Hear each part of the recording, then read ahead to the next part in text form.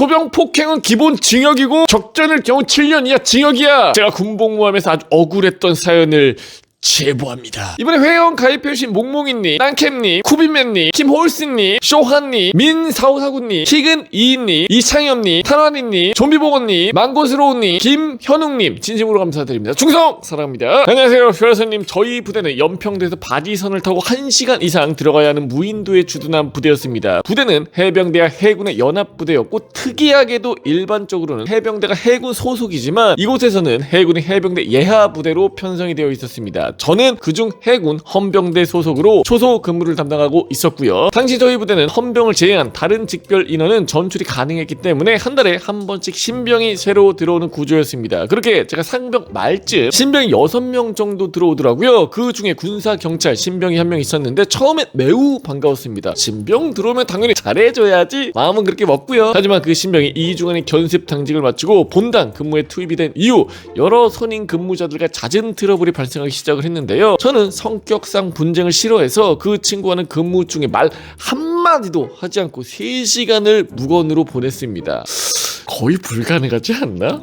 하지만 고정 근무 파트너가 되다 보니 일주일 넘게 매일 같은 시간에 함께 근무를 해야 했고 결국 말없이 근무하는 것이 너무 힘들어져서 조금씩 대화를 시작하게 됩니다. 참고로 저는 무술을 좋아했고 쿠도라는 무술을 수련 중이라 무술 이야기를 자주 했습니다. 그 친구도 흥미를 보이더니 어느 날 이렇게 웃더군요. 조인트가 뭡니까? 그래서 저는 정강이를 차는 기술이라고 설명을 했고 그 친구는 맞으면 안 아픕니까? 고 묻기에 야 엄청 아파 라고 답했습니다. 그러자 그 친구가 한번 보여줄 수 있습니까? 라고 계속 요구하기 시작을 하더라고요. 저는 처음에 아야 진짜 아프다며 긋고 말렸지만 그 친구가 계속 요청을 반복해서 결국 요구를 들어주게 됐습니다. 저는 정말 살짝 툭 차듯이 한번 찼고요. 그러다 그 친구는 더 세게 좀 해주십시오. 그 족박 같습니다. 고 했고 정말 조금 강도를 높였지만 아무 느낌 없습니다 라고 하더라고요. 그때 저는 순간 판단력이 흐려져 학기도에서 배우는 금족차기 동작처럼 조금 더 강하게 2번을 찼습니다. 툭! 그리고는 이제 됐다 근무하자 라고 말하고 그대로 근무를 마쳤습니다. 근무를 마치고 환복 후에 마침 외지에서 배달 온 햄버거를 받으러 조리실로 내려가던 중에 복도에서 그 친구를 봤습니다. 그런데 왼쪽 다리에 치료를 받은 흔적이 보였고 저는 깜짝 놀라 물었습니다. 이게 뭐야? 분명 괜찮다고 하지 않았어? 그 친구는 그때는 괜찮았는데 내려오니 많이 아픕니다 라고 하더라고요. 그러더니 그 직별장님이나 경비대장님한테 신고해야 될 것 같습니다 라고 말을 했습니다. 그리고는 그 말을 듣는 순간 저는 충격에 빠졌고 정말 미안하다고 손이 발이 되도록 빌었습니다. 야 진짜 미안하다 뭘 미안해 그냥 금족차기 한 번 더 찼어요.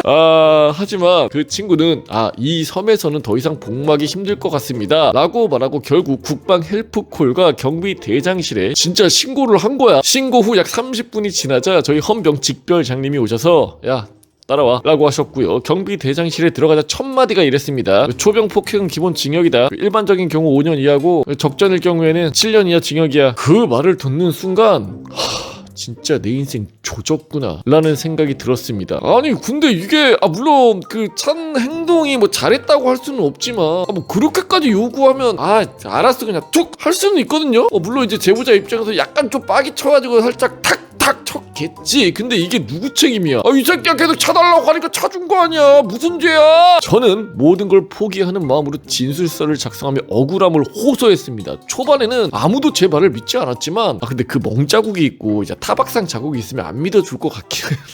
같은 헌병 후임 동료들이 그 신병의 평소 문제 행동을 증언해 주었고 결국 간부들도 사건의 내막을 이해하기 시작을 했습니다. 그럼에도 폭행은 폭행이라 저는 즉시 헌병 보직 해임을 당하고 일반병 업무로 전환이 되었습니다. 그리고 신고한 그 친구는 사건 3일 만에 전출이 되었고요. 이게 목적 아니었을까? 저는 그 이후에도 헌병 조사 3회, 군 검찰 조사 1회까지 받았습니다. 치열한 조사 끝에 다행히도 일방적인 폭행이 아닌 상호 요청에 의한 행위로 인정이 되었고 헌병 동료들이 써준 탄원서 덕분에 최종적으로 기소유예 처분을 받았습니다. 기소유예라는 게 죄가 없다라기보다는 죄는 인정이 되나 처벌은 하지 않고 경고 정도만 주겠다 이런 느낌이에요. 결국 다행히도 저는 헌병으로 복귀할 수가 있었습니다. 하지만 그 사건은 제게 군 생활에 가장 큰 교훈이 되었고 그 친구도 저를 이용해서 섬을 탈출했다는 거에 트라우마로 남았던 사건이었습니다. 정말 별별 놈들이 많습니다. 그쵸? 아무튼 우리 제보자분 고생 정말 많으셨고요. 앞으로 좋은 일, 행복한 일들만 정말 가득하시길 진심으로 바라겠습니다. 여러분들 응원 댓글 많이 부탁드리겠습니다. 얼마나 억울하고 진짜. 이 강산은 내가